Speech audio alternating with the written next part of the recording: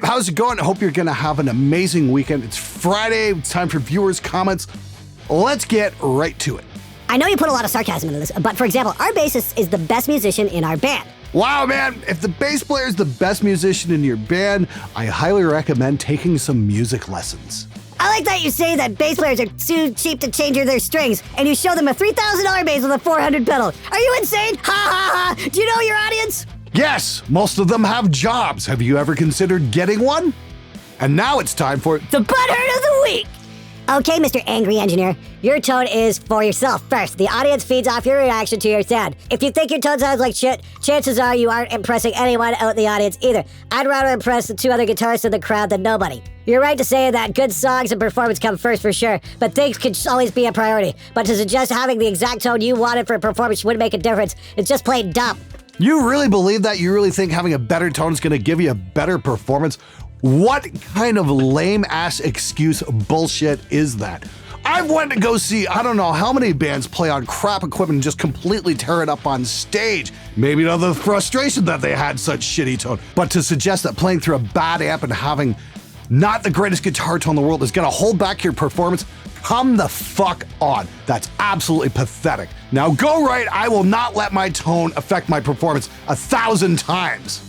And hang your head in shame. Hey everybody, this episode is brought to you by Raid Shadow Legends, one of the most ambitious RPG projects of 2019. It's the most immersive experience you'll find on a smartphone and will give the biggest PC and console titles a run for their money. And the cool thing is, it's absolutely free.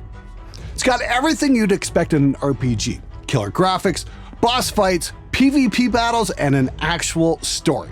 The performance on this game is unreal, and the detail is absolutely stellar. Check this out. Now, what's cool is that this game has something that everyone can find for themselves. You can collect characters, get deep into the story, or play against other players, something that I highly recommend. But don't take my word for it, check out the reviews on the Play Store. There's something like 200,000, and Raid has an almost perfect score. The game is also growing super fast, and the highly anticipated new update is now live. And there's a new awesome rewards program for new players. Get a new daily login reward for the first 90 days in the game. So check it out. Click on the special links in the video description below, and you'll get 50,000 silver and a free Epic Champion as part of the new player program to get you started. Now back to the show. When Boston recorded, Tom Schultz sometimes edited the drums very heavily, cutting tape with a razor blade. See video. All the players were great musicians, but there was some editing involved at times. Of course there was. The trick was, the tape technology that they had at the time was very limiting. You couldn't take individual hits and move them minute amounts to get everything lined up to a grid. There wasn't even a grid. You know, they might have cut to a metronome, but there was no visual reference. So you could lock everything in and snap it to the grid and just completely censor the drummer. Now, when they did the Black Album, if you've ever watched A Year and a Half of the Life of Metallica, the first part of that's a documentary of them in the studio. And when they finished tracking the drums, there's just stacks and stacks and stacks of 2-inch tape, all drum takes. And Lars had made this huge roadmap of all the different takes he did so they could edit in different fills here and there and better performances and that kind of thing. And again, it's all about editing things into a super take, but they didn't change what was played. Although I have heard they put some samples over the drums, so that is a little bit disappointing, I gotta say.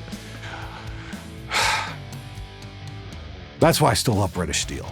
Fun fact about beta leads and Sun amps in general. They've went up in price drastically. You can pretty much get a beta lead for almost the same price as a 5150 or JCM 800.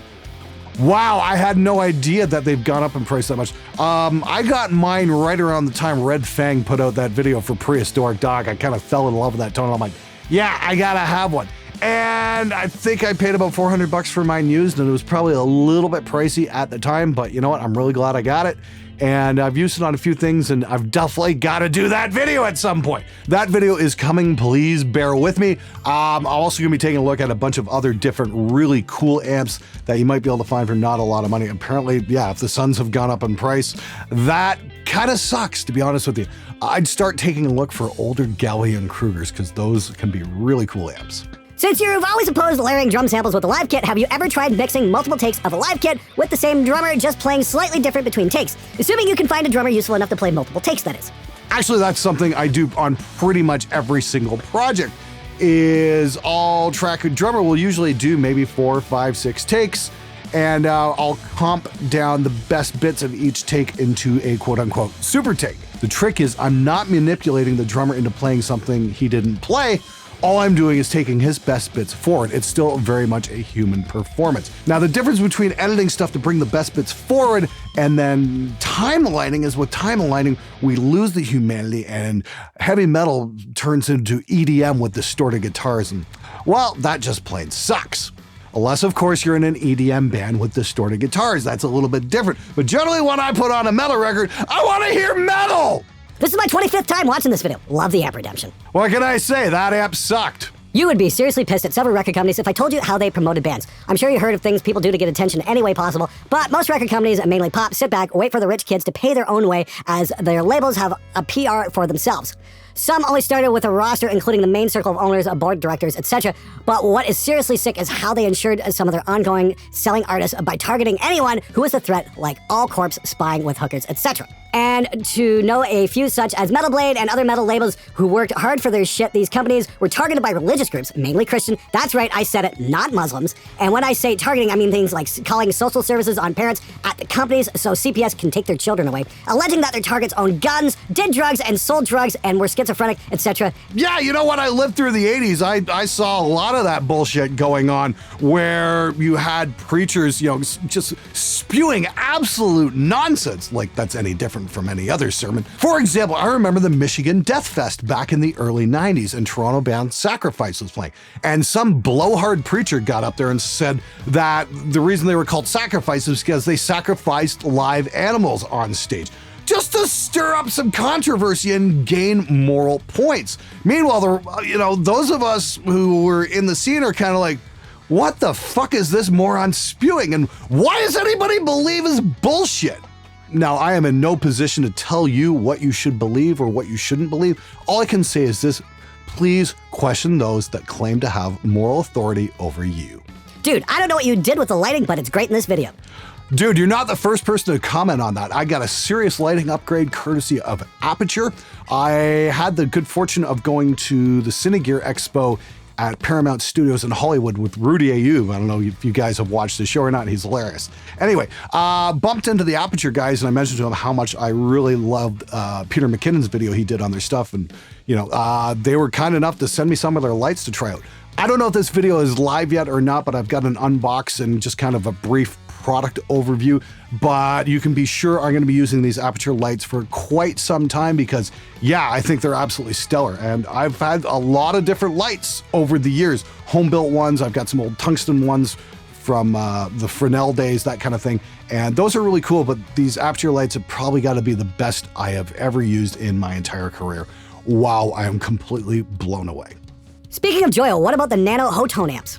I've plugged into some of the Hotone stuff and I think they're absolutely amazing. There's a lot of really cool tiny amps out. I put out a video last week featuring the NewTube amps from Vox, and there's these tiny little things. Steve from Boston and I did a showcase on them at TGU. And, they're very reasonably priced and I think they sound amazing.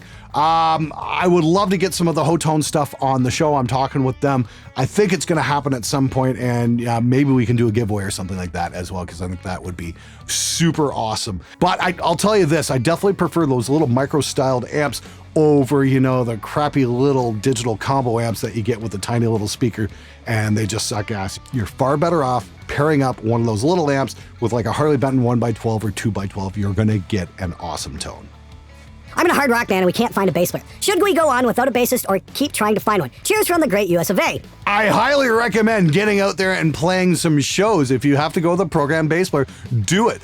Don't let your preconceived notion of what the right lineup is hold you back. My buddy Matt McQueen just put something up about that where he was working with some artists and they've been waiting for a year for the right conditions. And in that year, they've done absolutely nothing. Yes, get out there and play some shows. And you know what? Chances are if you play some shows, you're going to find a bass player that way because you're going to have a bass player come up to you at a gig. I guarantee this is going to happen and go, hey, you guys are playing with a program bass player. Would you like a real bass player? And you know what? That won't happen if you're stuck at home in your basement still rehearsing, waiting for the bass player to come along. So yes, get out there, play some gigs. Best of luck to you, man. Glenn! What's your opinion of using backing tracks on stage if a member is temporarily out of commission? Exactly the same thing. Don't let a band member's drug or alcohol habit hold you guys back. Get up on stage and play some gigs. If somebody's got a problem, that's their problem, not yours, especially if it's going to affect your income. Hi, Glenn. I have a controversial statement and question for you. I hear a lot of people, including yourself, talk about how great records produced in the 80s and new wave of British heavy metal produced items are, and how poor today's records are produced in comparison to Lax Imagine. To be honest, it doesn't matter how many times people say the older stuff is better. I feel the records of 30 years ago and the sound they are getting is not as full as sound as I would like, especially compared to more modern recording techniques. When I'm listening to music and working, I would like to hear a crisp, clean, produced album, even if there's been clear edits, because really it's easier to listen and absorb the musical content. Is it okay to not enjoy old-style production? Has the metal community acknowledged that the live sounds and records don't have to be the same, considering albums recorded in the 2010s seem to me more like concept albums as opposed to how many big hitting singles can I get out of it? Love the channel, Glenn, and have done for quite a few years now. Thanks, and fuck you, Glenn, from Coventry, UK. Wow, that took a while to read. Dude, just get to the point, seriously. The short answer is like what you like. I can only share my feelings based on my experience. Your experience might be different. So if you don't like the old records, that's absolutely fine. I think there were some amazing records done back during those days. British Steel, Peace of Mind, for the 80s stuff, the Black Album, and even, if you pull up like the GZR record, that was just huge sounding. Corrosion and Conformity, Blind for the early 90s. And as we progress, In Flames, Clayman, there was just a monster guitar sound on that record. I'm just not strictly all about the 80s. There's all kinds of great stuff throughout the decades. My whole thing has been the censorship of human performance in the name of perfection. And I think that's made a lot of music really stale because of it. And I think that's a real shame. Had a great opportunity to record with my band at Rockfield Studios. I've been studying music technology in college for 2 years now, and my God, the hardware they have there was incredible. They allowed so much creative freedom. They had a reverb chamber, which sounded spectacular, awesome tape machines, compressors, spring reverbs, and after my time there, I've fallen in love with using analog equipment, saving up for a tape machine. Well, that sounds like a super cool experience. Just remember that stuff can get real expensive real fast. That's why we've digitized a lot of that stuff. Case in point, we had a tape machine at the LA studio and nobody touched it in 10 years because it takes a lot of upkeep. You've got to do maintenance on it. And as of right now, a 2-inch reel of tape from ATR Magnetics will cost you $345. That's about 30 minutes of recording time. So you have to factor that in. And oh yeah, you need a board to mix on as well. That is, unless you get a sound card with 24 inputs and mix it digitally. Could be a distinct possibility. You can definitely do it that way. If you are going for the old analog board recording, check out Attack Scorpion. According to Warren Hewart, that was one of the hidden gems of the analog mixing world and can be found for relatively cheap these days. So best of luck to you, dude. It's definitely a completely different discipline. It's a lot of fun. It's also a lot of work. So just be prepared to learn twice as much as you would in the digital realm, because boy, it's going to be challenging. All right, everybody, that's it for this episode. Thanks so much for watching. Thanks for subscribing. And thank you so much to our sponsor, Raid Shadow Legends. Follow the links in the description below. Sign up for that. It's a lot of fun and the graphics are freaking stellar. Until next time, I am freaking out of here.